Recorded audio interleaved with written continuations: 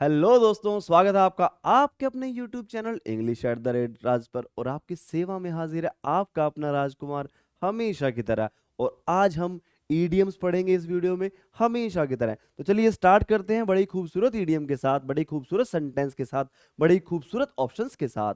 देखिए, the told me I was too late or too old for the job। उन्होंने मुझे कहा कि मैं जॉब के लिए बहुत पुराना था, बूढ़ा था। And then to add insult to injury, और उसके बाद इंजरी में और ज्यादा इंसल्ट। मतलब उन्होंने क्या किया, पहले तो म, मेरे हालात खराब ही थे, मतलब और ज्यादा खराब कर दिए।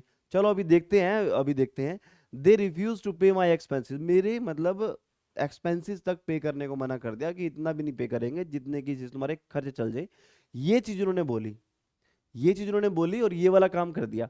Make a bad situation even worse, मतलब एक बुरी स्थिति को और ज्यादा बुरा कर देना।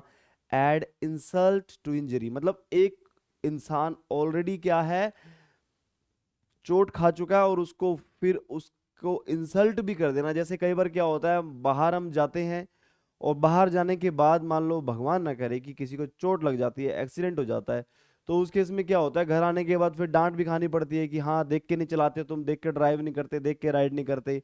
मतलब ऑलरेडी चोट लगी हुई है, पहले तो डांट खानी पड़ेगी, उसके बाद फिर तो मोस्टली ऐसा होता है हमारे समाज में, भारतीय समाज में। तो एड इंसल्ट टू इंजरी का मतलब क्या होता है, make a bad situation even worse, play a prank on someone, say words that are very offensive, hurt someone physically। इनमें से कुछ भी नहीं होता और हमारा ऑप्शन ए इज करेक्ट। हमारा जो ऑप्शन ए है वो करेक्ट है। किसी भी सिचुएशन को, किसी भी बुरी सिचुएशन को और ज्यादा बुरा कर देना, make a bad situation even worse. I hope कि आपको समझ में आ गया होगा। तो इसी के साथ चलते हैं नेक्स्ट ईडियम की तरफ। ध्यान से देखिए इस ईडियम को। The senators are dancing to the tune of the president। The senators are dancing to the tune of the president। अगर मैं इंग्लिश में बात करूं तो इंग्लिश में ऐसे ही बोला जाएगा, लेकिन हम तो ऐसे बोलते हैं the senators are dancing to the tune of the president। senators मतलब यहाँ के, हमारे इंडिया के एमएलए लगा लो। प्रेसिडेंट मतलब वहाँ यूएसए में प्रेसिडेंट होता है, हमारे यहाँ पे प्रधानमंत्री को वो पावर होती है, प्राइम मिनिस्टर को। जो सीनेटर्स थे वो नाच रहे हैं ट्यून पर, किसकी ट्यून पर, प्रेसिडेंट की ट्यून पर। मतलब जैसा वो कह रहा है वैसा कर रहे हैं, उसके इशारों पर नाच रहे हैं। आर्ग्यू विद अदर्स ऑन पेटी मैटर्स, ना बना।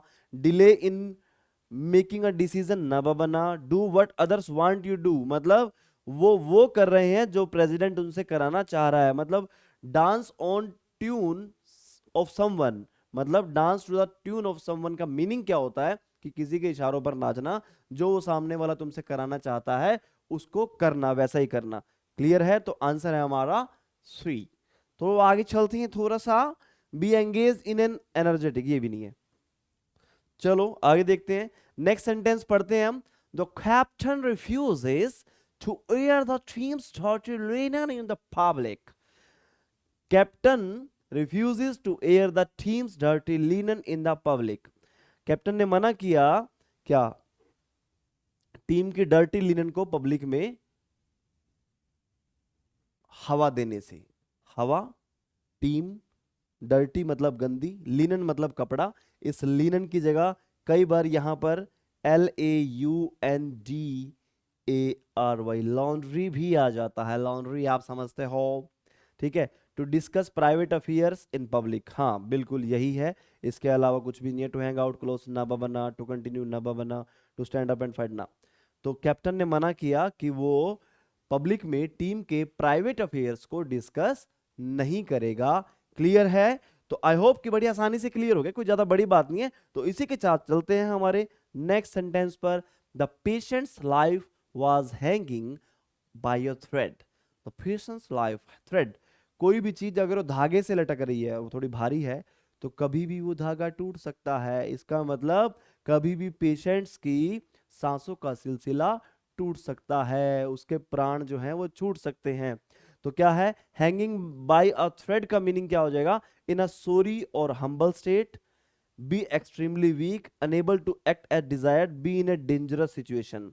ठीक है ना? मतलब क्या, the patient life was in a dangerous situation, मतलब उसकी लाइफ जो थी वो डेंजरस सिचुएशन में थी, हैंगिंग बाय ए थ्रेड, लटकी हुई थी कि कभी भी धागा टूटा और सांसों का सिलसिला टूटा। तो इसी के साथ इसका आंसर हो जाएगा हमारा डी। तो आगे चलते हैं नेक्स्ट इडियम की तरफ।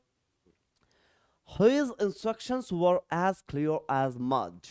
उसके इंस्ट्रक्शंस थी एज क्लियर, साफ मड की तरह। अरे मड मतलब कीचड़, कीचड़ भी कभी साफ होता है क्या?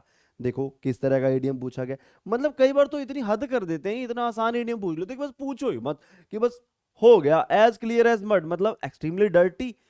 ना ना ना, उसकी इंस्ट्रक्शन डर्टी नहीं थी। मैंने आपको पहले ही बताया था, ईडीएम के वर्ड्स का मीनिंग कुछ और होता है, उसका इनर मीनिंग, उसके अंदर छुपा हुआ मीनिंग कुछ और होता है। ये तो नहीं होगा। ऑनेस्ट एंड लीगल, ये भी नहीं होगा। इम्पॉसिबल टू अंडरस्टैंड, मतलब उसकी इंस्ट्रक्शन इम्पॉसिबल टू अंडरस्टैंड थी या वेरी हार्ड टू अंडरस्टैंड थी। तो इसी के साथ हमारा आंसर है सी, और ये भी हमारा आंसर नहीं है। समझ में आ गया? तो आगे चलते हैं नेक्स्ट इडियम की तरफ। Come on. I think his new revelations about the company is the crux of the matter. Oh my God. Revelation का मतलब क्या होता है? जो चीजें सामने लेकर के आना, रिवील कर देना। कोई चीजें रिवील की हैं, सामने लेकर आई गई हैं। I think his new revelation, मुझे ऐसा लगता है कि उसकी जो न्यू रेवलेशन है, मतलब जो उसने चीजें नई रिवील की हैं अबाउट द कंपनी, कंपनी के बारे में, is the crux of the matter. Crux का मतलब क्या होता है? द मोस्ट इंपॉर्टेंट और difficult part of a problem. किसी भी प्रॉब्लम का सबसे ज्यादा इंपॉर्टेंट और डिफिकल्ट पार्ट, उसको हम क्या बोलते हैं? क्रक्स बोलते हैं।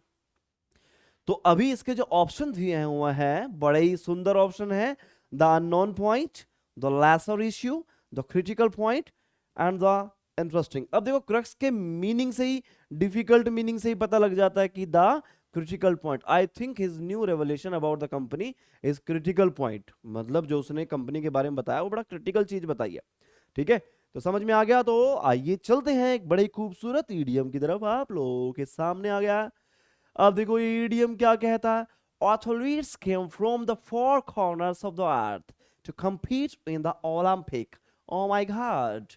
Athletes came from the four corners of the earth. चारों कोनों से, मतलब पृथ्वी के चारों कोने। पृथ्वी के कोने तो है नहीं, पृथ्वी गोल है, लेकिन एक ईडियम बना दिया गया, मतलब हर तरफ से। जैसे किसी कमरे के चारों कोनों से हवा आ रही है, मतलब कमरे में हर तरफ से हवा आ रही है। From the very beginning, no.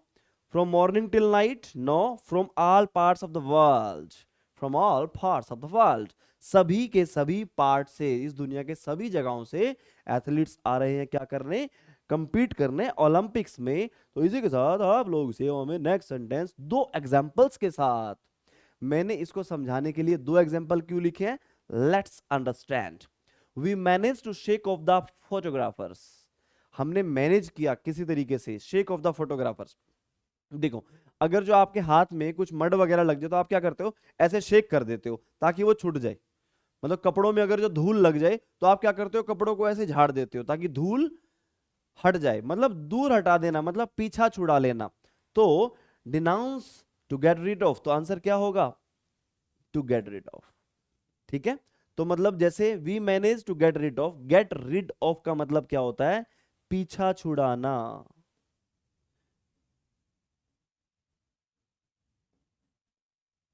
किसी भी चीज से पीछा छुड़ा लेना, पेंडा छुड़ा लेना अपना।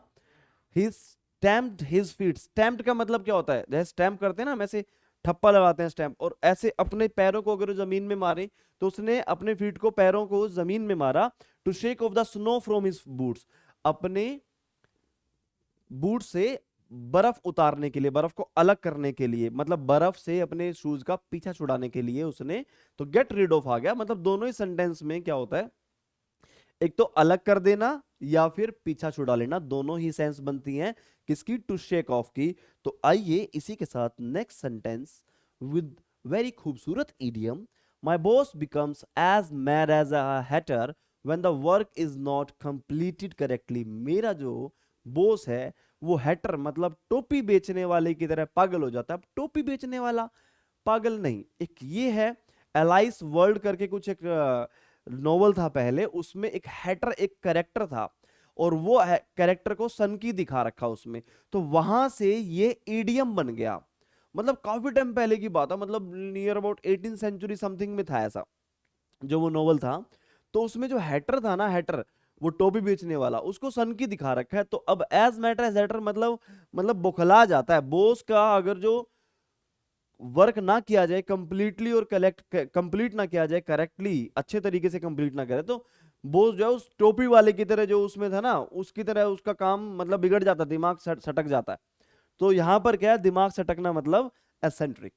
ठीक है, बोस जो है एसेंट्रिक हो जाता है, सनकी हो जाता है, पागलपन हो जाता है उसको। क्लियर है?